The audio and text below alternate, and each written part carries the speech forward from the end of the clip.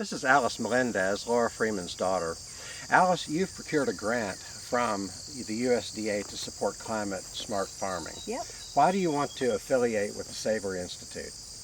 Well, when the farm asked me to develop this project, I knew that monitoring, measuring, and verification is like really essential from the USDA's point of view. So I looked for the best system I could find for tracking these kind of ecological outcomes on the ground, and Savory Institute, I thought it was hands down the best option. The best part of getting a grant to do this is that I was funded to bring together, to me it's my dream team. So I've got Dylan Kennedy, who is now teaching with Savory Institute, Justine McNeil, who was doing a sustainable agriculture. So this is my mother's farm. Her lead is Juan Uresti. Ben has been managing the farm products businesses. And then, of course, you're with us partly because you've been training in Savory and ecological outcomes verification.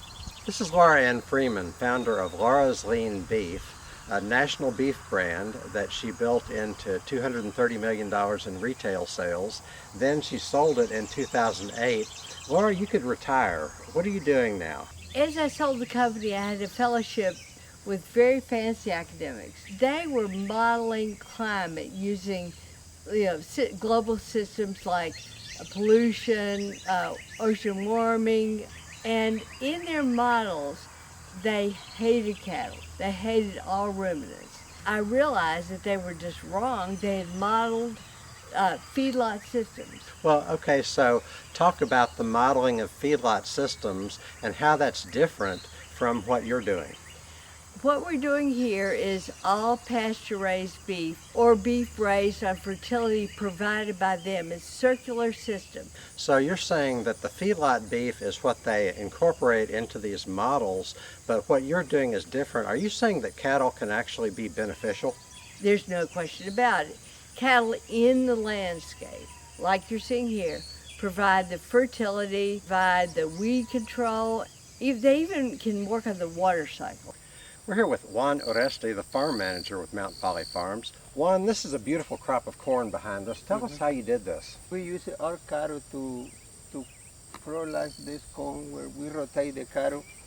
So there's no chemical fertilizer here? There's no chemical, nothing. Just we use the cattle to fertilize the corn, take care of the land, and then rotate the cattle every 3-7 days. And so the cattle grazed here before the corn was planted? Before the corn is planted, we throw the cattle over here and rotate. So they fertilize the ground, and then we plant the corn. I'm here with Ben Pasley, CEO of Mount Folly Enterprises. Ben, tell us more about you.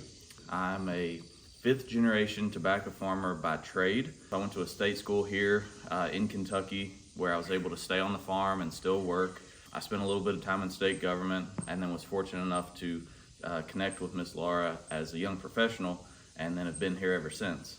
Ben, what does Mount Folly Enterprises sell? Tell us about your consumer brands. So over the last 7 years, we've been focused on raising things better here on the farm. One of the very first things we made was Laura's hemp chocolates. Then we got into CBD, and then meanwhile, parallel to that, we were working on our Class B craft distillery. The next things that we're going to be adding is our Climate Smart Beef brand. That's where we're going to be adding a larger network of valued farmers that we look forward to growing and making better food for more people in our region. Dylan Kennedy is a career farm manager in the sustainable and regenerative agriculture space and an accredited professional with the Savory Institute. Dylan, why are you passionate about this project with Mount Folly Farms in Winchester, Kentucky? Well, I'm passionate about regeneration all over the world, but particularly in my own backyard. And growing up here, the greater Ohio River Valley, western fringes of Appalachia, ecology, farms, good food are what brought me into this movement. It's what brought a lot of us into this movement. So, Dylan, this is organic buckwheat. Talk about how livestock are integrated into this process. Cattle, ruminants, as Laura was mentioned earlier, critical to the nutrient cycle. They're eating the forages. Every cow is literally a walking compost machine. So without the livestock, we literally cannot have the quality of crops that we want to have.